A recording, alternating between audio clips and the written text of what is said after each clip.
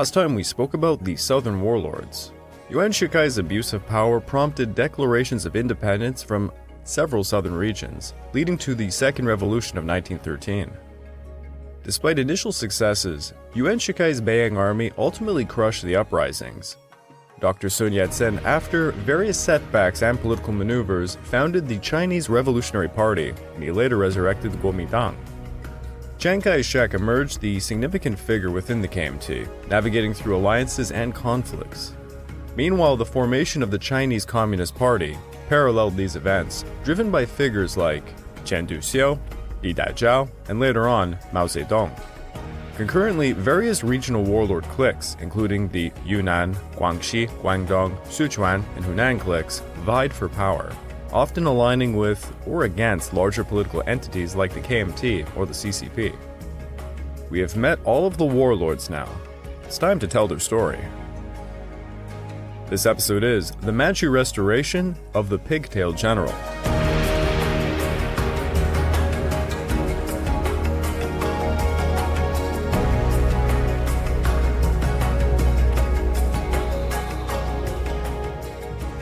Welcome back to the Fall and Rise of China podcast. I'm your dutiful host, Greg Watson.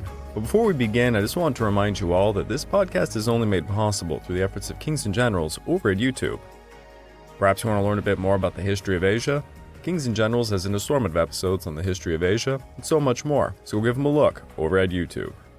So please subscribe to Kings and Generals over at YouTube and continue to help us produce this content by checking out www.patreon.com/kingsandgenerals. Hey, don't forget about our sister podcast over at the Pacific War Week by Week podcast, written and narrated by me. And if after all of that you're still hungry for some more history, why don't you check out my personal channel, the Pacific War channel over at YouTube. Over there I just released a 2-hour-long documentary on the Opium Wars. It is cut from footage I filmed over 3 years ago, when I was unable to pronounce a single region of China. But still, I re-edited the audio, put some more clips in it, and it's a pretty good episode. Also, please check out my booming Patreon account at www.patreon.com/thepacificwarchannel, where you can find exclusive podcasts. I've recently had quite a lot of members join up who said they came from this podcast, so a big thanks to you guys. Over there I just released a 2-part series on the wacky Battle of Castle Ita. Pretty soon I'm going to be tossing up a poll to choose what will be the next subject for the next podcast, so please check it out. So where to begin? You sort of have to speak about somebody we've already spoken to death about, the father of the warlords, Yuan Shikai. He helped, with quotation marks, usher in the Republic of China, and had a very heavy hand creating the new army. He was a man of the 19th century. He had served in the First Sino-Japanese War of 1894 to 1895, then during the Boxer Rebellion.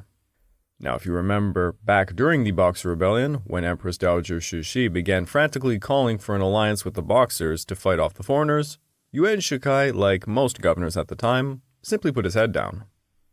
As the foreigners marched from Tianjin to Beijing, Yuan Shikai spent most of his time strengthening his own position as Viceroy of Shandong Province. During this time, he also received the Viceroy of Zhuli and Commissioner of North China Trade position. He had very lucrative posts, and he used the money to set up military colleges. He hired foreign instructors, procured modern armaments, and managed to create a professionally trained military. When the Shi'ai Revolution broke out, Yuan Shikai was made commander-in-chief of the new Beiyang army to quell the rebels at Wuchang.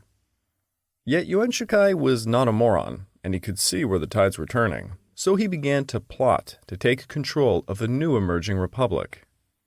During his tenure, better said dictatorship, he strengthened his personal rule and suppressed anyone who could threaten him. Now, we've already covered most of his story. During the last year of his life, Yuan Shikai increasingly began relying on the support of his military commanders in the capital and in various provinces. Yet many of these commanders betrayed him, the first one being General Tai Le, who emerged the warlord over Yunnan province. On January the 1st of 1916, Tai Le declared independence for Yunnan, and indeed Sichuan province, thus threatening Yuan Shikai's rule over central China. After this, Guangxi and Guangdong declared independence, and Yuan Shikai's subordinates all began to betray him one by one. The most significant men amongst them would turn out to be Duan Qirui. Duan Qirui was a very talented young officer in command of the artillery corps of Yuan Shikai's Beiyang army. He distinguished himself during the Boxer Rebellion, helping suppress the Boxers. Then in 1911, he was sent against Wuhan's rebels. In 1912, as the peace talks were beginning to be held between Nanjing and Beijing, Duan Qirui was an envoy for Beijing, and he personally declared he was in favor of Emperor Puyi abdicating. This earned him an appointment as Minister of the Army in the Northern Republican government, headed by Yuan Shikai. He soon earned himself governorship over Hubei province. Yuan Shikai increasingly began to isolate himself while in power, and he often turned to those like Duan Qirui to help rally support. In April of 1916, Duan Qirui was appointed premier over the Beijing government. This was the first real taste of power for Duan Qirui, and although he would be quite an authoritarian, he was no lover of public office. He had Buddhist inclinations, and he enjoyed the quiet life. Thus, he delegated much of his authority to his subordinates, and usually he stood by their decisions. One of his primary interests was training soldiers, and he made sure to grab the positions of Ministry of War alongside his premiership. He managed to convince Yuan Shikai to adopt a cabinet-style government, taking major issues behind closed doors amongst trusted elites. Here was born the very fabric of the warlord-era politics. While Duan was premier and led a cabinet, it was, of course, at the whim of Yuan Shikai, who directed its actions. While Duan could not have real power in the cabinet, what he did do was perform lesser actions using a smaller cabal of loyal ruling elites, mostly subordinate officers to him. Duan also tried to get Yuan Shikai to give up his title as Grand Marshal and to place all military power in the hands of the War Ministry that he controlled. That last part is an eye-opener to be sure, but Duan never tried to actually overthrow his master. But while under Yuan Shikai, he did transfer a detachment of troops loyal to him to guard against his enemies. Now, when Yuan Shikai died, he left a sealed box, and inside were 3 names: Shi Shiqiang, Li Yuanheng, and Duan Qirui.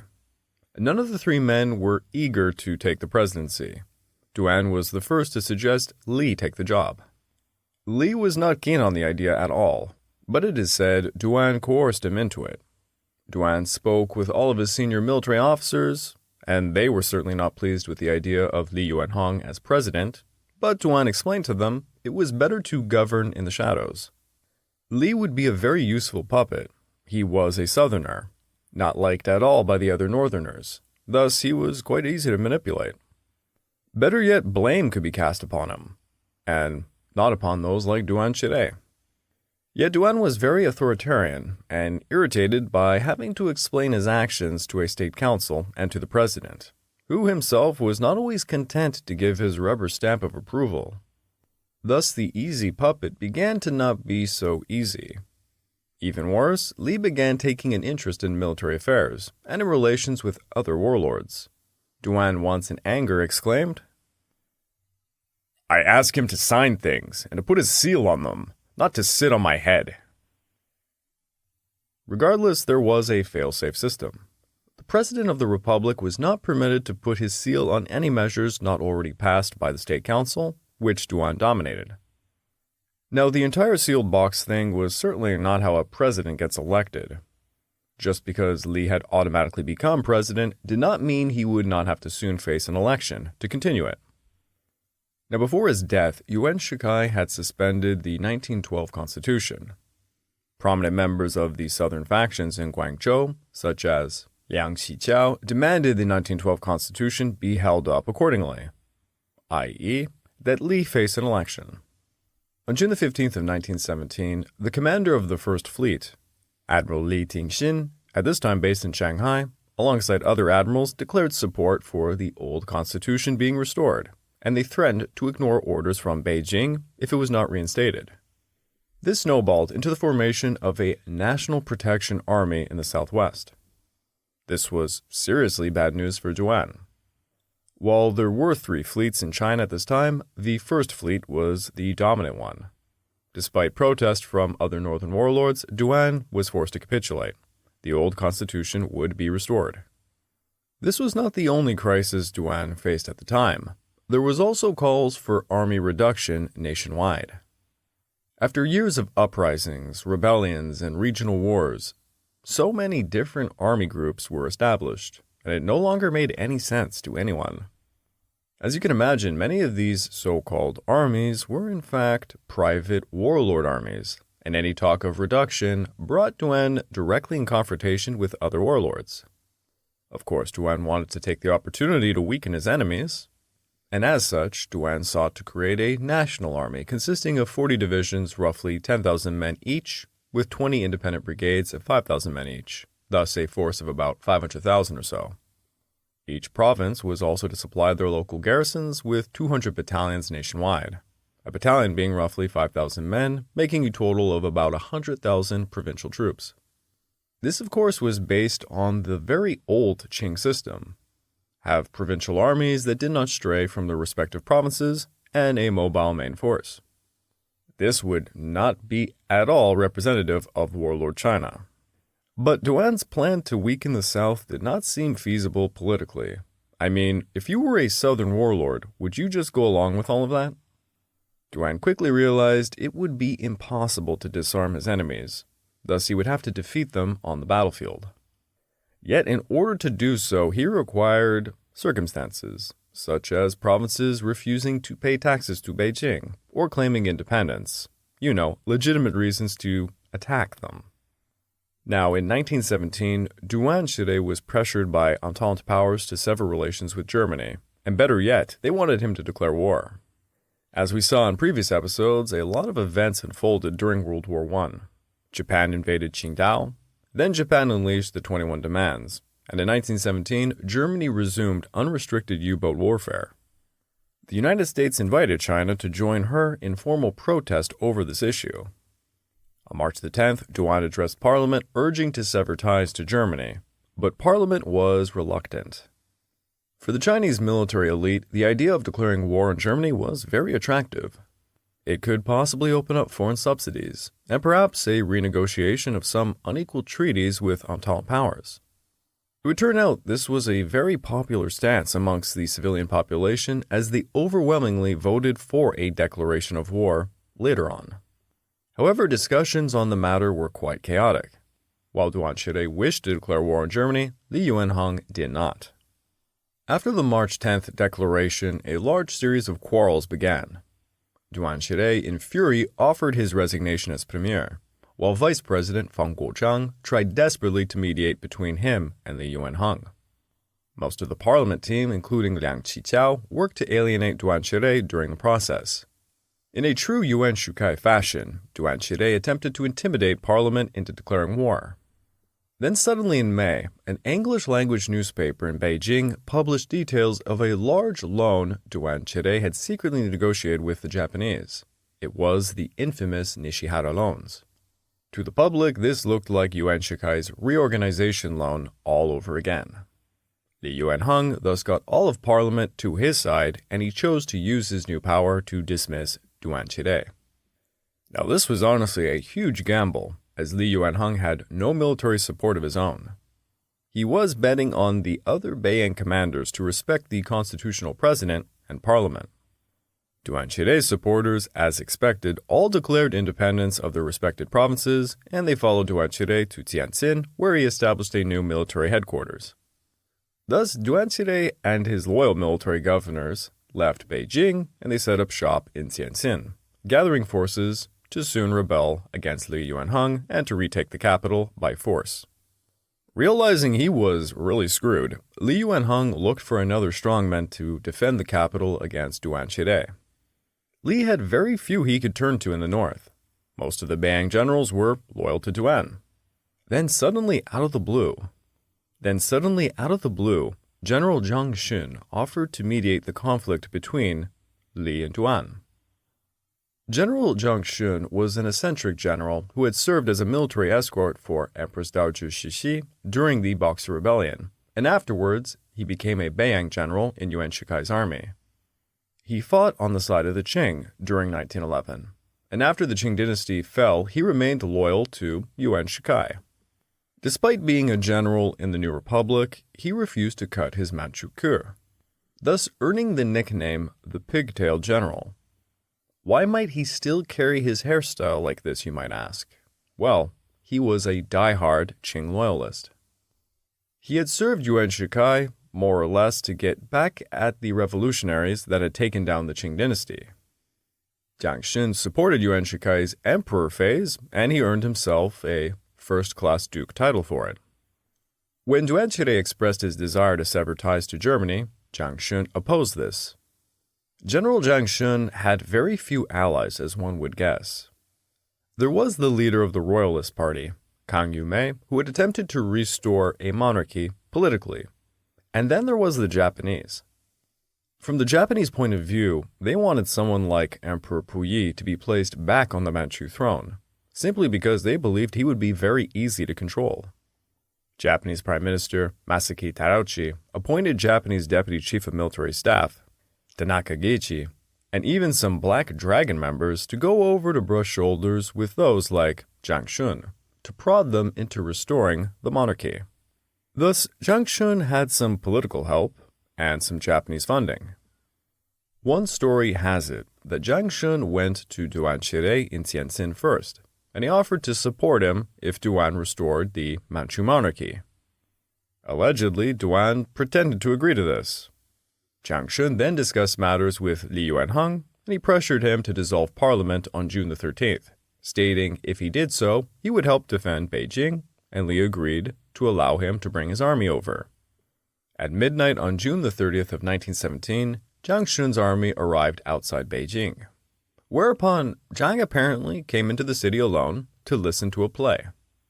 Zhang Xun then ordered his subordinate officers to invite the temporary garrison commander-in-chief of Beijing and Tianjin, Wang Xijin, deputy commanders Zhang Chaozong, Chen Guangyan, and director of the Beijing Police Department, Wu Bingxiang, over. He announced to them in a meeting, "I am leading the troops to Beijing this time. We are not here to mediate with someone, but to restore the emperor to the throne and restore the Qing Dynasty." He then told them he planned to enter the palace to ask the emperor if he would retake the throne. He looked at the men and asked what they thought. Wang, Jiang, Chen, and Wu were frightened by this sudden statement. Wang Shizhen then asked, "Have the provinces and the Ministry of Foreign Affairs contacted each other?" Zhang Xun replied, "The diplomacy is indeed sure. Feng Guozhang and Lu Rongqing both expressed their approval and sent messages to urge them. The provincial governors also unanimously supported it." As you may have guessed, this was clearly a lie. Wang Shizhen and the others sat silent and speechless. Zhang Xun then added, "I am determined to do it. If you agree, then open the city gate and let my troops in. Otherwise, please go back to your arrangements and fight to the death."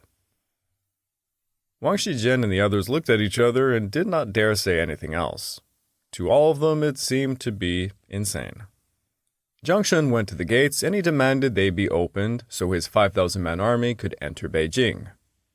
Then Zhang Xun donned a blue gauze robe with a yellow mandarin jacket, a red crown, and marched with Kang Yuan, Wang Shizhen, Zhang Chaozong, Chen Guangyan, and Wu Bingxiang, amongst other civil and military officials, to the palace in the early morning of July the 1st.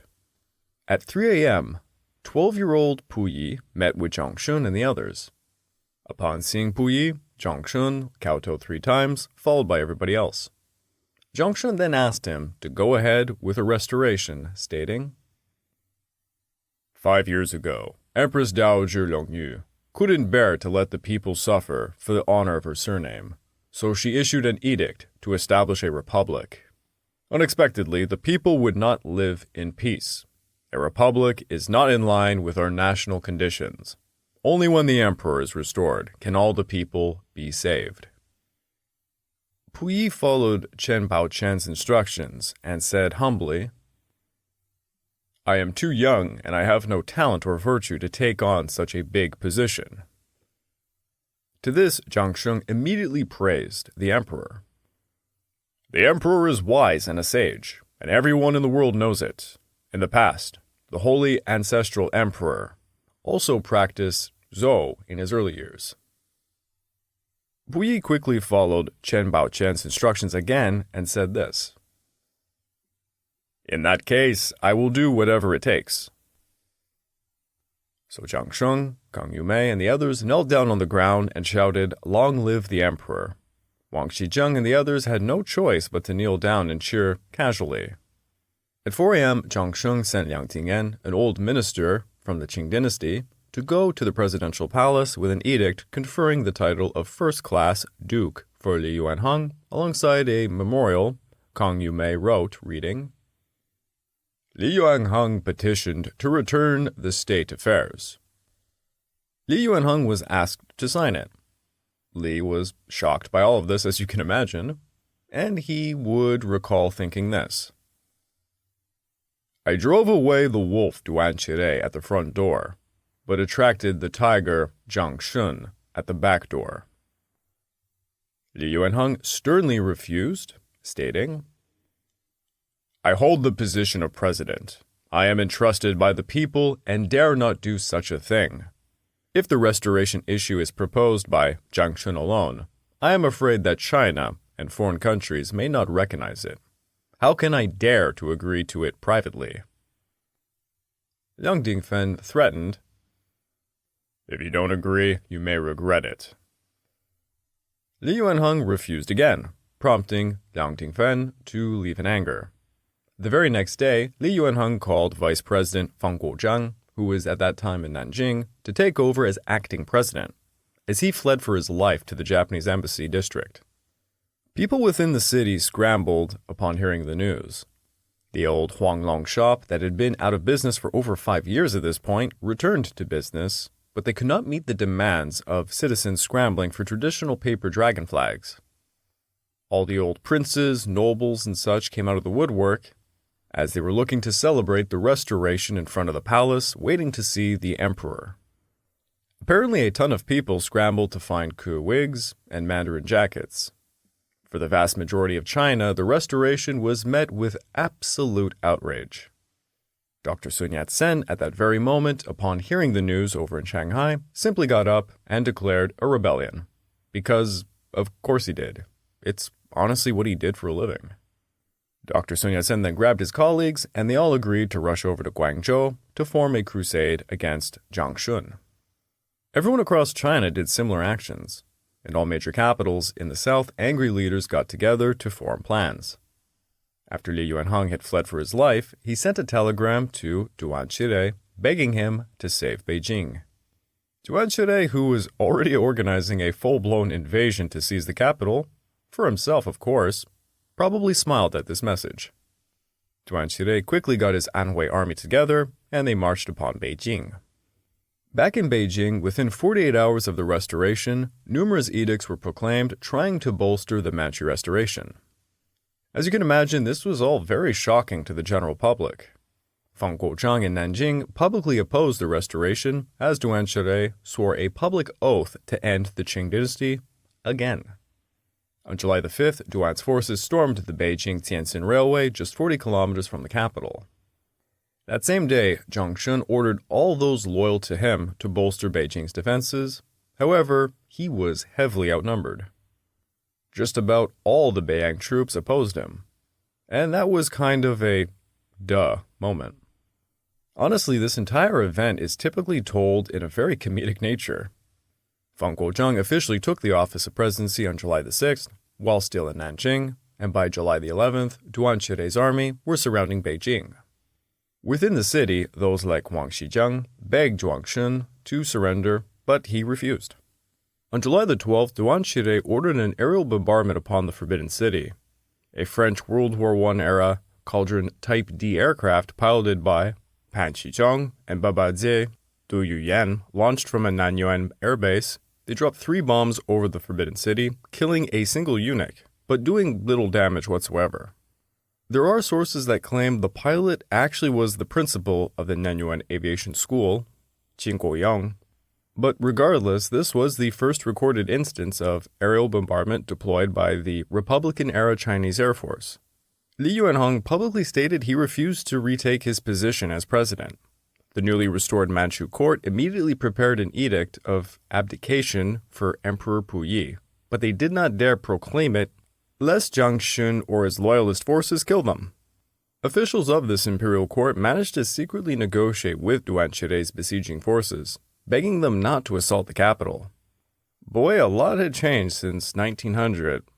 With Zhang Xun not budging, the court's negotiations fell apart, prompting Duan Qirui to announce a general assault would begin the very next day.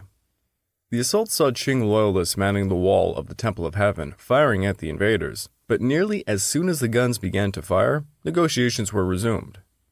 It turned out Zhang Xun had fled to the Dutch embassy, so his men begged Duan Qirui for a ceasefire. Duan Qirui granted it immediately, and he peacefully entered Beijing, establishing control over the government and the police forces. Zhang Xun hid himself in the Dutch legation, and he would never participate in politics ever again. Zhang Xun first fled to the German concession in Tianjin, then in March of 1918, the Beiyang government pardoned him. With his freedom in hand, Zhang Xun lived a life of seclusion in an apartment in Tianjin. He tried to run a business until 1923, when he got sick and he died at the age of 68. He was posthumously given the title Zhongwu and buried in his hometown of Jietian village in Fengxian County. Thus ended the 12-day-old Manchu Restoration and the Manchu clique. When approached on the subject, Emperor Puyi stated he never wanted the throne in the first place. Who knows the truth of the matter? The Yuan Hung had resigned as president, making Feng Guozhang the new president of the Beiyang government. Still, no election had been held, mind you. Duan Qirui took back his position as premier, but refused to restore parliament, nor the old 1912 constitution.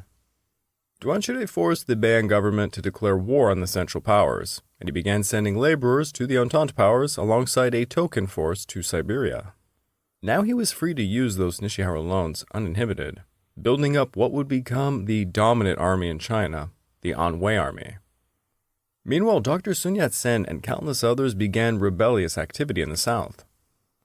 Duan Qirui flocked many to his banner, creating his power base in Anhui province. His clique would be the first to organize themselves properly, and he had a lot of funding behind him. Zhang Xun's failed Manchu Restoration was honestly one of the greatest strokes of luck imaginable for Duan Qirui. Yet as he promoted and appointed family and close friends to prestigious positions, he overlooked countless.